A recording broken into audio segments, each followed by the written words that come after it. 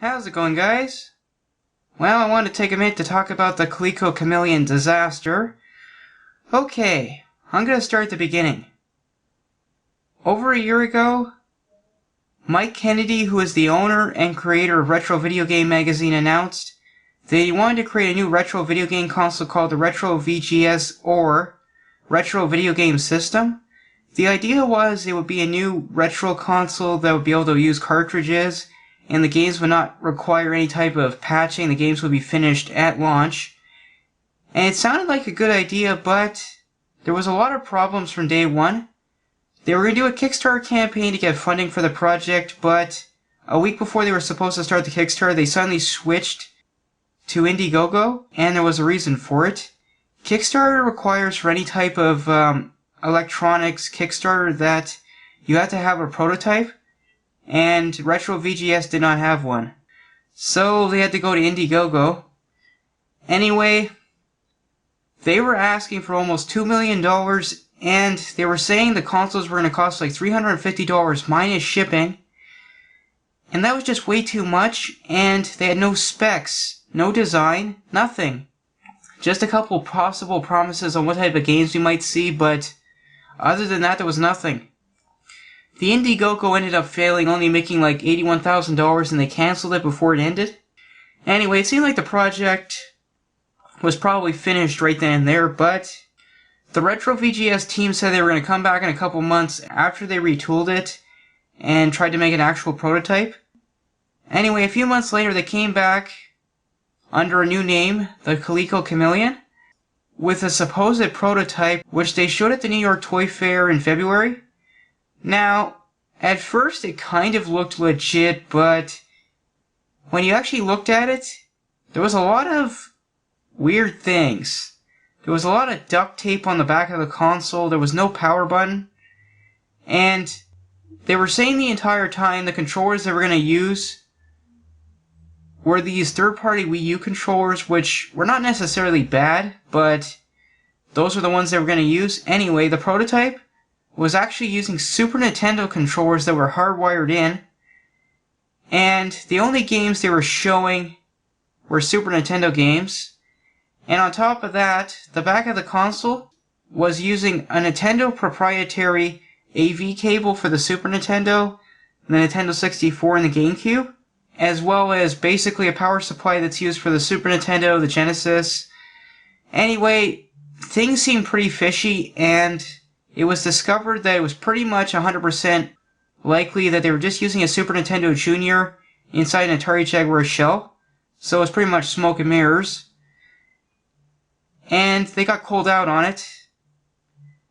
And instead of admitting that they basically couldn't get a prototype ready in time, they kind of tried to pull another fast one. And a week later on their Facebook page, they showed supposedly the real prototype. It was in a clear Jaguar shell, and you saw an actual board, but while it certainly looked legit, but I think it was the guys on the Atari Age forums or another site, they took a closer look, and they discovered it was actually a capture card for a PC that was in there.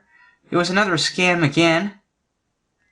And right after that was discovered, that picture was removed from the Retro VGS Facebook page, but luckily it's still around on the internet. And after they got exposed for the second time, all of a sudden they delayed their Kickstarter, claiming that they were going to make it better because they got a lot of positive reception at the Toy Fair. Yeah, right. And all of a sudden they're basically not talking anymore. They're not saying a damn thing about the project.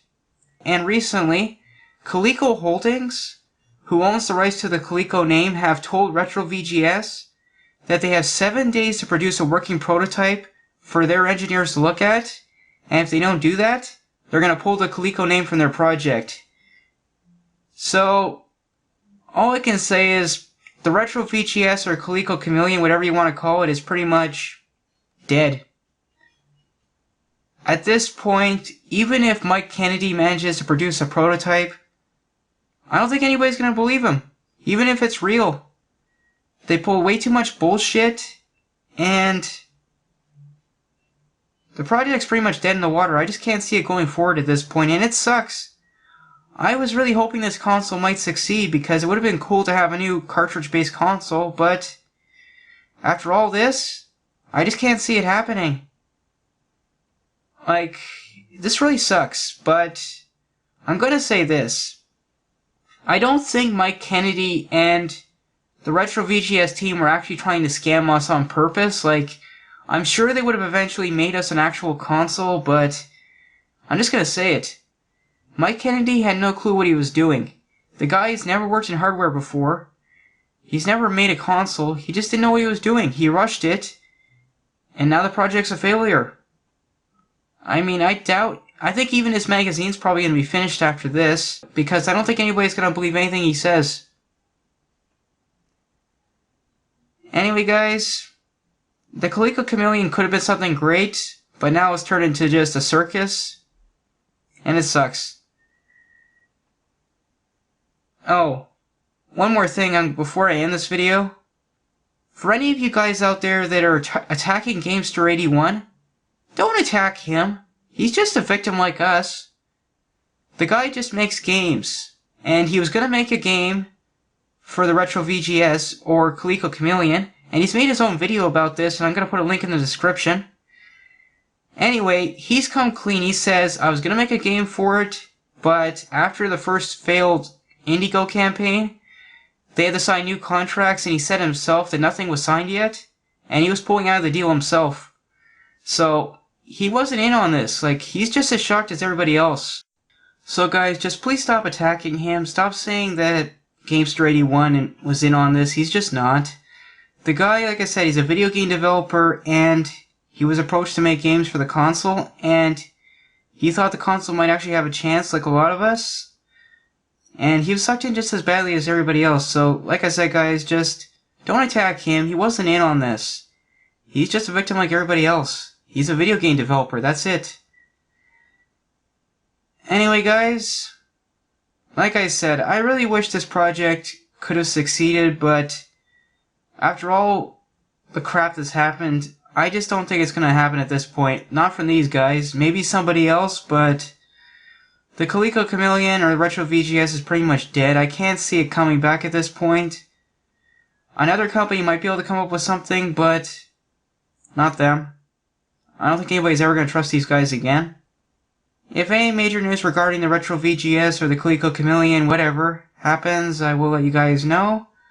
I'll talk to you guys later. This is the Entertainment Wizard, signing off.